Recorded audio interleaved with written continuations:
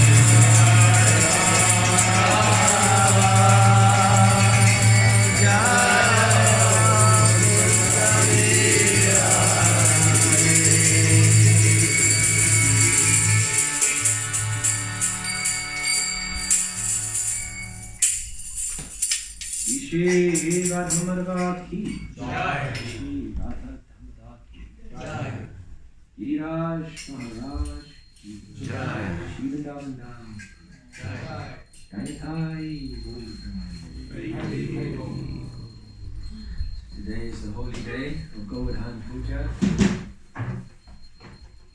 So we're observing the animal ceremony today. This afternoon, 12:30 kickoff, where we will be worshipping Giriraj and offering him many food substances, but he will also be in food substances also. As we are worshipping Krishna, we are also worshipping Giriraj, and Giriraj is Krishna. But he's also the greatest servant of Krishna. So let's see, let's go back in time and tell a story from a land far, far away, in time long, long ago. What was a place called Goloka Vrindavan. And you can't think about Goloka Vrindavan within the realms of empirical time and space. Once we try to model it, give us an understanding of its location in the hierarchy of the creation. Nevertheless, it's actually impossible to comprehend that which is beyond empirical time and space. Because our brains are material, and they can only understand three-dimensional time and space. It's just how they work. So, to try to understand that which is beyond cannot be explained, and cannot be understood through mundane intelligence. It has to be realized.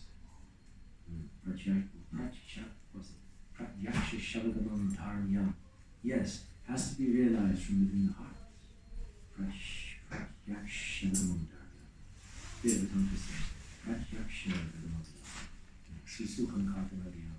It's enjoyable before. So there was a time when Krishna was going to descend to this earth. As we know, repeatedly, when the demonic elements have become dominant and religious principles need to be re-established, and also for any internal reasons also. And then Krishna descends, but he doesn't come alone. He comes with all of his entourage, his friends, his loved ones, who help him display his pastimes to attract the fallen conditioned souls back to him. So it is said in the Garga Samhita that Krishna asked Srimati Radharani, "Will you please go a little bit ahead of me before I come and perform my pastimes. And Srimati Radharani was horrified at the idea. I cannot go there.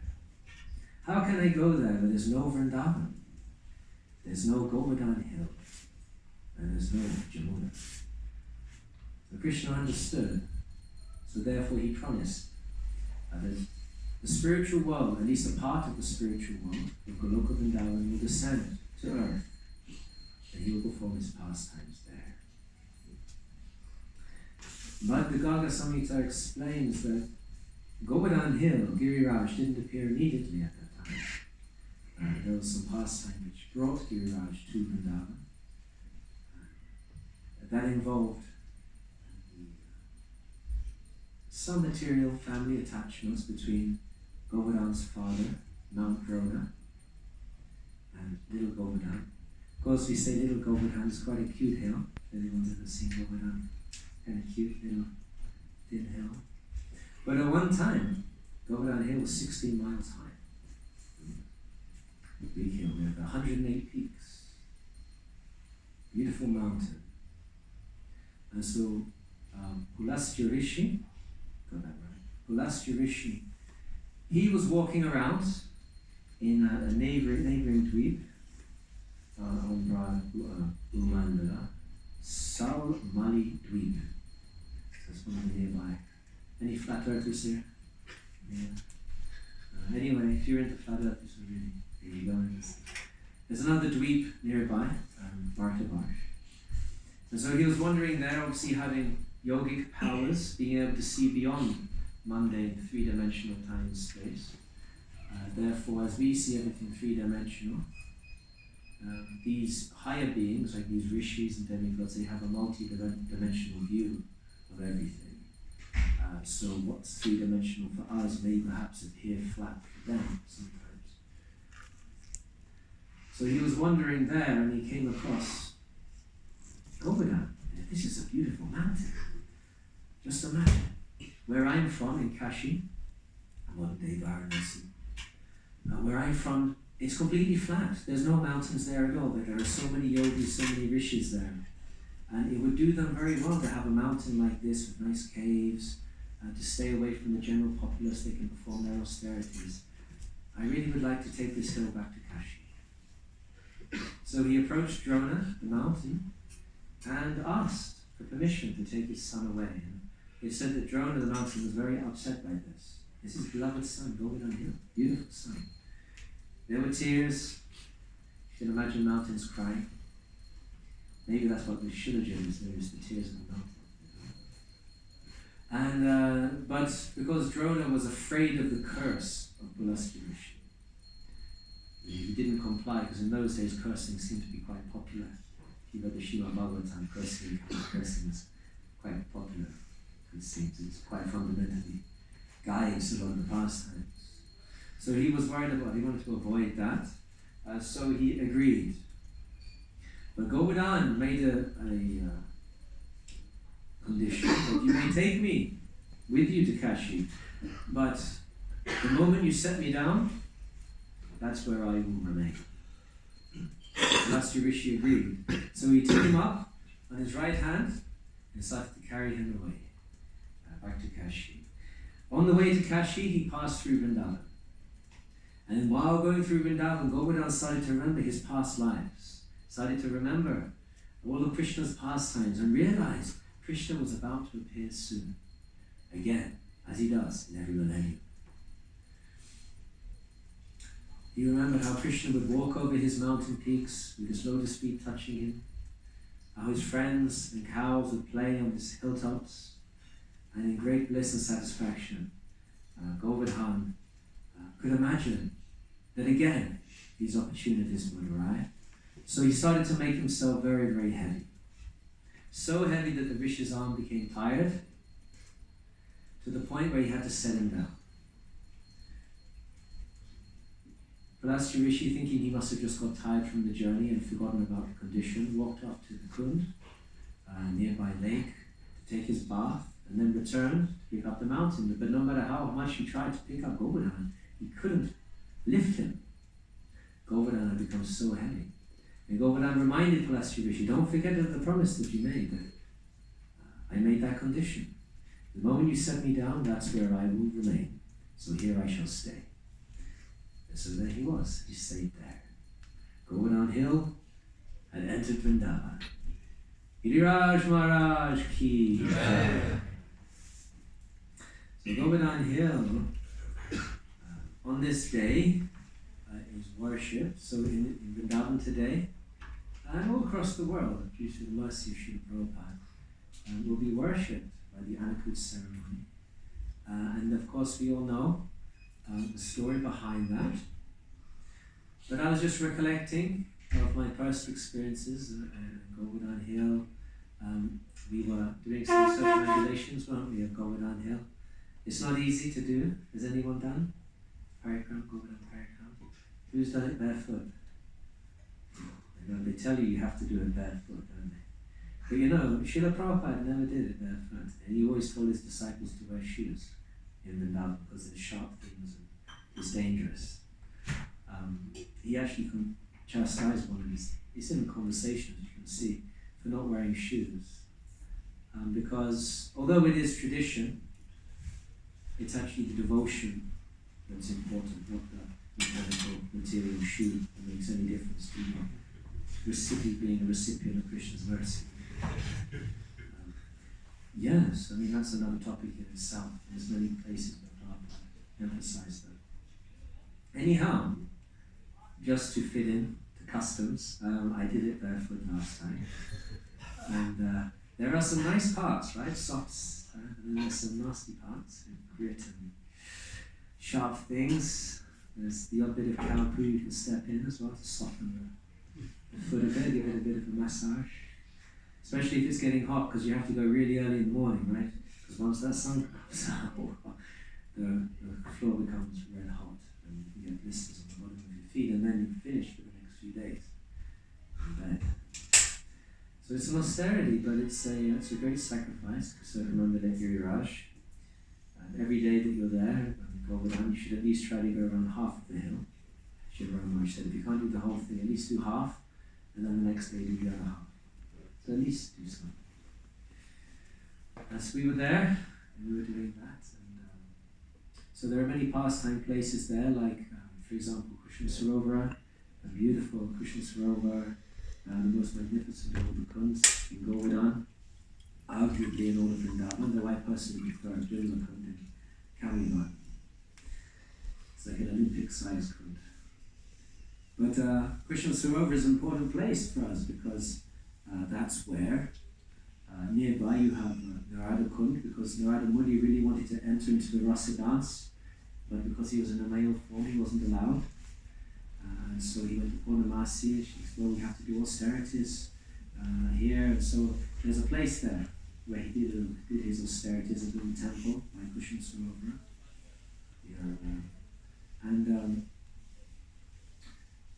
When he pleased Purnamasi, she took him to Krishna Sarovara and dipped him in there, and he came out Radha Gopi, and he was allowed to observe the rasa dance. So Krishna Sarovara is very important. It's also the place where Uddhava, in the form of a clump of grass, because he made that prayer, may I take birth in Vrindavan as grass, so that I can always get the dust of the lotus feet of the gopis on my head. So it's said that he's actually there in the form of a clump of grass. Krishna Sarovara, yes. So you can go and visit that area. There's a little temple of Uddhava there. There's some other stories associated with that clump of grass. And then if you go there and do Bhagavad Gita and wild kirtan, maybe Uddhava will appear and actually read Srimad Bhagavatam to you and take you back to the spiritual world. It's happened before. Krishna Sarovara is a very special place. And so there are many other places like Govinda Kund.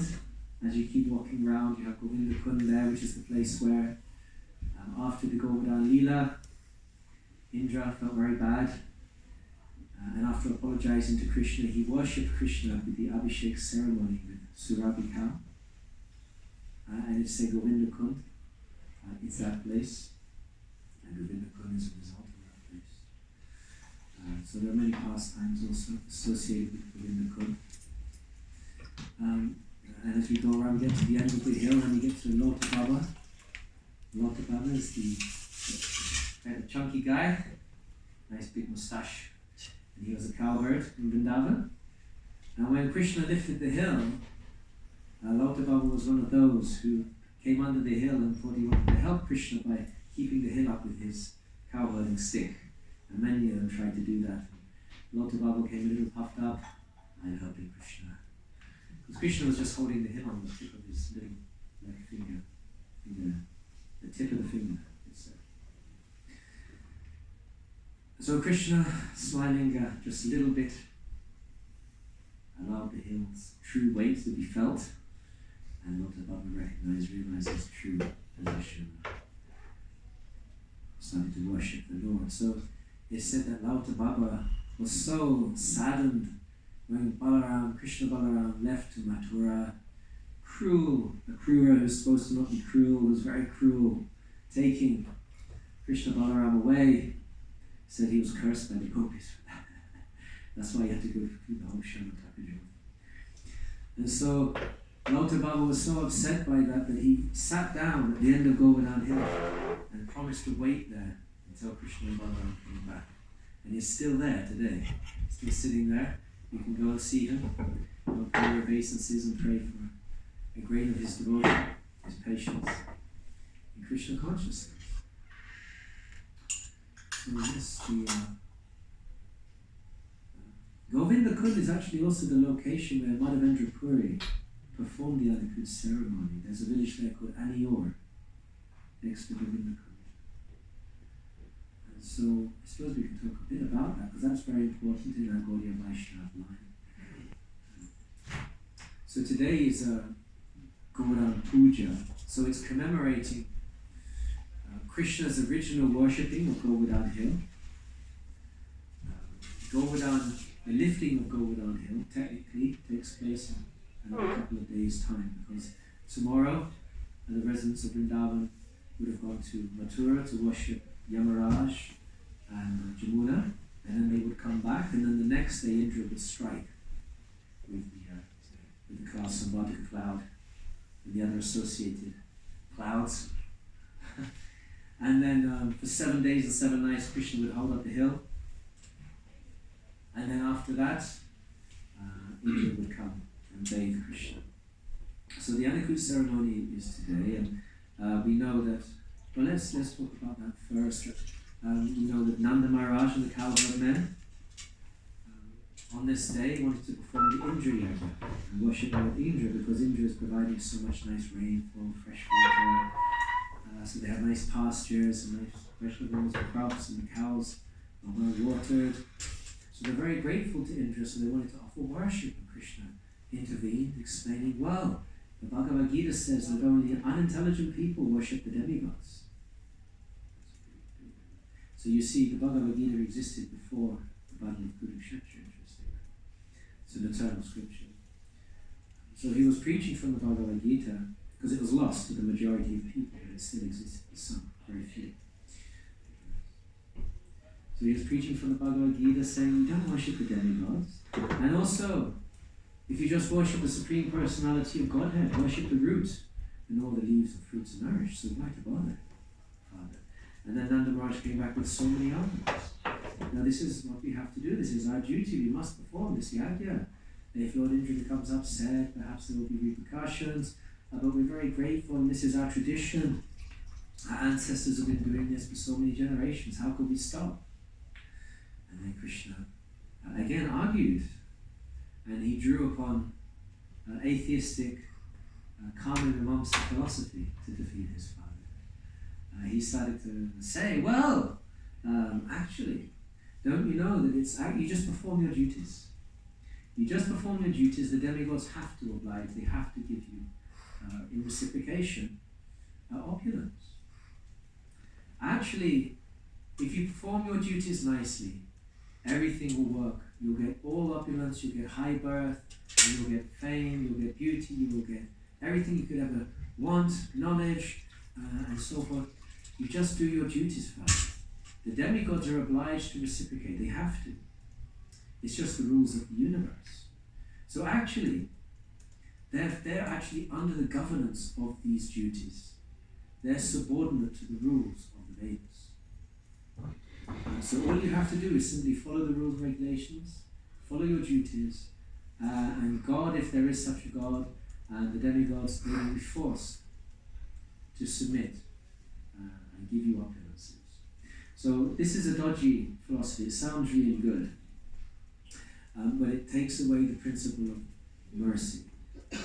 That Krishna is completely independent and he only gives out of mercy. You may perform all your duties nicely, but it's really up to him whether or not he gives you opulence, whether he gives you reward, and therefore we patiently suffer results of our previous activities and wait for his mercy. So he tried to convince his father in this way. He kept arguing with his father, using different arguments, and finally Maharaj, he said, okay, Krishna, what do you want us to do? So Krishna immediately took charge and started to organize everything. Cook mountains of rice. Cook mountains of halva. Sweet rice, kheer. Laddus. Rasgullas, rasmalais. We want different types of sabjis in clay pots. And we want various other types of preparation, sweetmeats, chutneys. Cook all of this, offer unlimited money to the brahmanas, and give them everything. Feed also the cows, feed all the other animals as well, feed the outcasts. Everybody should benefit from this sacrifice. The Vaishyas should provide all the milk products, all the grains. The brahmanas should receive their charity. And so in this way everybody can contribute to the Govardhana Puja. And so following Krishna's instructions, all of these things were done. Everything was offered to Govardhana Hill. And it said that Krishna then took on a supremely transcendental, gigantic form and pretended to be Govardhana Hill. I am Govardhan. And then he started to eat all the preparations, enjoying very much. And it said that no matter how much he ate, he was still hungry. And he would cry, what would he cry? Harior! Harior! Give me more, give me more. So everybody was very satisfied with the worship of Govardhana Hill. Then they circumambulated the hill with all their cows. It said that still today, actually, Vaishnavas, Vishvasis, they circumambulate Govardhana Hill with their cows today. And they go around. That's the tradition. And so then Krishna established that, and so then still today we worship. But we have to remember that over time things get lost, and therefore these ceremonies have to be re-established. And so we have to turn to more recent history in Madhavendra Puri. Madhavendra Puri is associated also with Govinda Kund because it is in that area that the Gopal deity was discovered. So Gopal deity, who has since been moved to Rajasthan and is known as Srinathji, very famous deity. But that was Madhavendra Puri's deity, Gopal. Of course, this was during the Aurangzeb era, the wicked Aurangzeb, the Muslim fanatic, who took it upon himself to systematically destroy every temple, destroy every deity, and kill every Brahmin in India. And he was very successful at doing that. So he attacked Vrindavan with his army, and therefore many deities were hidden to Rajasthan at that time. Gopal was one of those deities, and became Srinathji. So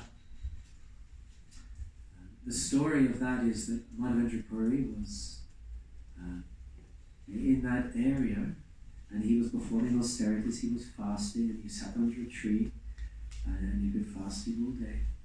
And then a beautiful boy approached, and he says, I live in this nearby village, and in my village nobody goes hungry, nobody fasts. So please accept this milk. And he gave him a pot of milk. He says, I will come back and collect this pot later on. And the little beautiful boy departed. And Madhavendra Puri was so enchanted by this boy, he gave up his days, fasting, and he drank the milk which tasted just like celestial nectar, and drank it deeply, thought of that boy, and he kept thinking about that boy. Couldn't get him out of his head. Beautiful boy. And he waited till the end of the day. He stayed awake all night thinking about that boy, waiting for him to come back and collect that pot. There is that boy. And finally he fell asleep. And then in his dream the boy returned to collect the pot. I have come to collect my pot. But I also want to show you something. And he took Madhavendra Puri to a bush, a little distance, and said, I am here in this bush. I've been laying here for a long time.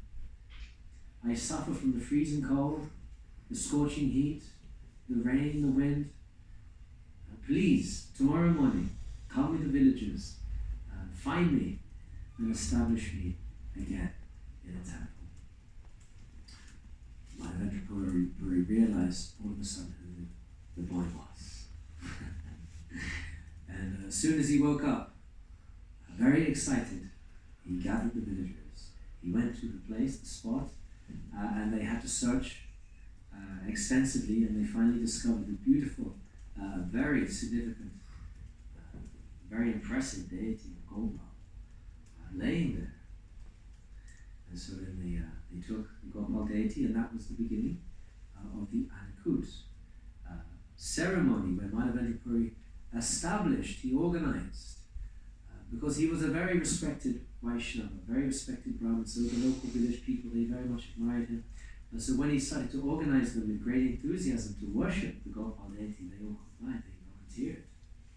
And they started delivering rice and vegetables, and started delivering all types of ingredients. And then Madhavendra Puri organized Brahmins to cook, and they started to cook many preparations. And they were cooking, and mountains and mountains of countless food preparations started to manifest themselves. Also, people started providing materials for the temple of Gopal as well. In fact, miraculously, so many things started to appear. The villagers from afar started to hear about the ceremony and started showing up also with all of their ingredients and all of their dairy products. And all of these things had to boil down, thickened with sugar added, all these milk products were turned into different types of sweets, unlimited sweet preparations, and all of these things were offered to Gopal.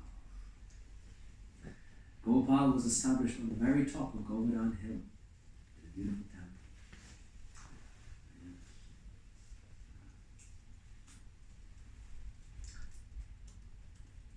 Gopal Ji ki Govinda Gopal Giriraj Maharaj Anakut ceremony ki jai.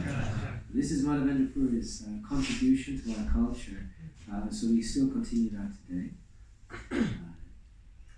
In Vrindavan, but also everywhere where Srila Prabhupada established temples. Srila Prabhupada in one place says that we have to be very careful not to touch Govardhana Hill with our feet. Therefore, we do not go up to the temple on the top of Govardhana Hill. As Gaudiya Vaishnavas, we don't do that. Lord Chaitanya didn't do that. We're following in his footsteps, not to step onto Govardhana Hill. We know that he did get darshan of that deity, because at some point that deity came to a nearby village outside of the hill, and he took darshan there. But he never actually stepped onto Govardhana Hill. So we also don't, as Gaudiya Vaishnavas. So we have to be careful when we're walking around the hill, circumambulating the hill, that we don't step on any Govardhana Shilas. Prabhupada does say in one place that we can take Shilas home, take stones and pebbles home, and begin the worship of Govardhana Hill, as no different to Krishna. But also there are other places where it should be done under the guidance of a spiritual master. So we shouldn't just go around collecting things willy-nilly, comparing, swapping Shilas. And so many interesting stories that this Shila just suddenly arrived in my life, and so forth. No, it takes qualification to worship Shila. It's no different to Krishna. Really, one should be twice initiated and trained, so we don't cause offenses and don't send ourselves down. So Govardhana Hill is very kind. There are many Other stories associated with Govardhana Hill, but I see we're running out of time. But we should finish with something also sweet. The pastime of Manasi Ganga. Manasi Ganga is a beautiful place in Govardhana where Krishna, after killing the calf demon, needed to bathe in the Ganga, which wasn't there. So from his mind, he produced Manasi Ganga, which is a giant lake in Vrindavan. It has been turned into a kund. So in time of Krishna's pastimes, he said the gopis would always have to cross there, and there would be a toll to pay. And Krishna would dress up as the toll man and take his toll. But on this occasion, he dressed up as a boatman, so the gopis could cross over Manasi Ganga. He made a boat out of leaves. It must be one of the 64 arts, I guess, because you can make airplanes out of flowers if you study the 64 arts. So maybe you can make a boat out of leaves. I don't remember seeing it there, but it must be a similar science. And so the gopis got on the boat. Sillily, they didn't actually discuss the price beforehand, because you know in Vrindavan you should always fix the price before you get in the rickshaw, right? Many of you may have had that experience. Suddenly the price becomes 10 times more than the normal price, and they get very upset if you don't pay it. So the boatman demanded, when he got to the very center of the lake, the toll, and the toll was of course all of your milk products, the milk, the thickened milk, all the sweets, because I'm very hungry and I don't have any strength to continue rowing unless I eat everything that you carry. And so the gopis had to give up all of their sweets. And then Krishna, very full, was completely disguised, because being so disguised so well that not even your friends or family can recognize you is one of the 64 arts. So he's very good at that. A great disguiser of himself.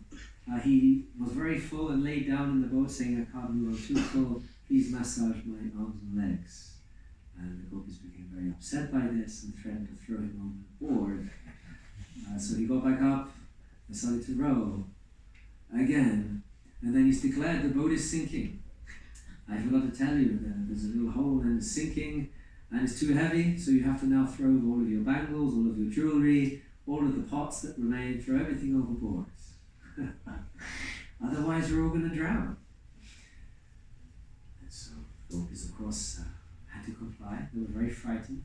And then if that wasn't enough, a terrible storm suddenly manifests at Krishna's desire. The boat became very much affected, shaking, swirling. And it said in that moment of desperation, Radharani clutched hold of the boatman in fear, and then realizing at that moment who the boatman was. Our very own Govinda. Shishi Radha Govinda Ki.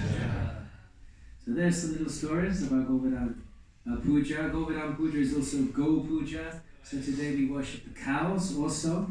Yesterday we spent all day at the Ahimsa farm and we spent time with the cows. Those cows are so gentle. I have never met such gentle cows. Maybe only in the Govardhaniko village.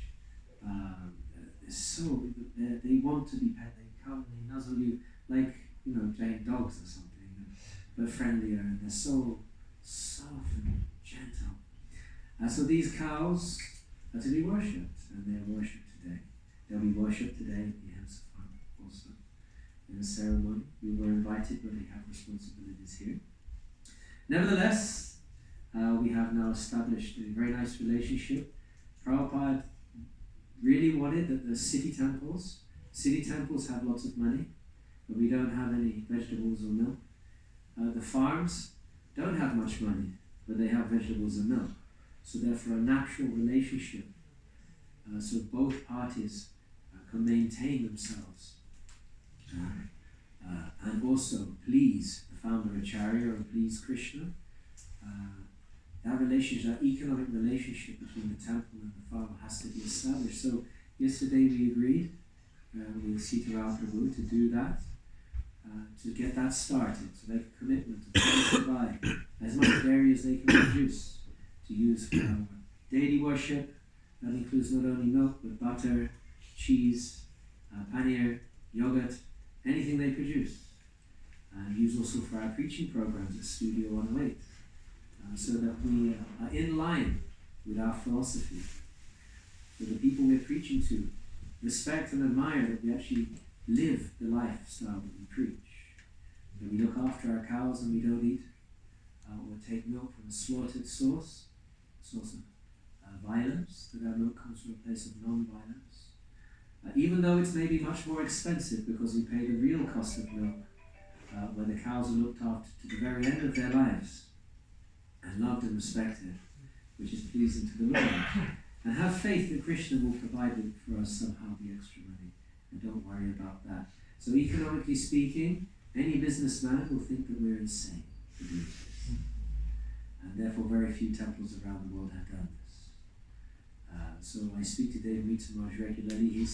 He heads up Meetanagari Farm in Pennsylvania and is trying to re-establish a connection with the Brooklyn Temple, who have money, and the farm has all of this milk products and vegetables and grains, but somehow, because it doesn't make economic sense in today's business-centered age, money-centered age, it's not working. So the farm is struggling. So we want to help because we see this as an investment in the future of our movement. It's an investment in future generations of devotees. We'll have a farm which we can grow and expand with a higher number of cows and start to produce grains and vegetables. Because we don't know. The future is very uncertain in this world. If we can go our whole lifetime without any major incident, then we're very fortunate. Our ancestors have lived through wars, have lived through many crazy situations. The pandemic was such a situation that we kind of got off lightly, but it may be a precursor. We don't want to be fearmongers here. But realistically speaking, it's not that long ago when devastation occurs in the UK. Nevertheless, we want to look at the positives and the optimistic side of things. This is our duty. It's the duty of the Brahmanas to protect the cows. It's our duty. So we've committed to that now. So please help us. We're going to run a little campaign if anyone's interested to help subsidize this milk to help develop the relationship between the Ahimsa Farm and ISKCON London, so that future generations of devotees in the next hundreds of years can rely upon that source of vegetables, grains and milk. And please help us with a monthly contribution. We'll develop a campaign soon, even if it's only £9 a month or something like that. It will help us very much. So we should remember on this day the importance of cows, our mothers, our cows. They're our responsibility. They're individuals. They have feelings, they have lives, they have desires. They produce milk when they want to produce milk, and they stop when they want to stop. They're sentient beings. So it's part of our mission to educate the mass of people who have forgotten that treat animals just like production units or price tags, or just a source of food. We have to educate the world about the principle that animals also have rights. They're also people, and they're also citizens of this country and are worthy of respect. Go Puja ki Jai. Giriraj Maharaj ki Jai. Jai Thai Go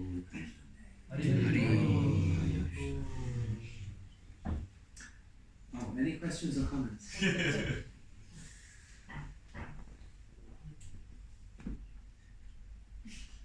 Okay. Bhagavan Prasad ki Jai. His Grace Dayal Mora Prabhu ki Jai.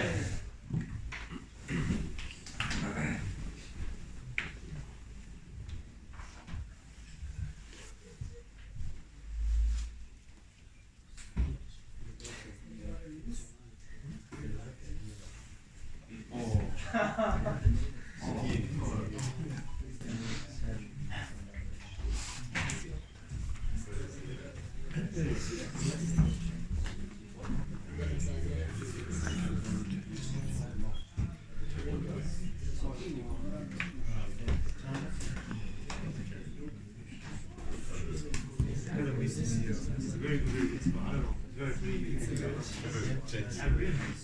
you see how it is.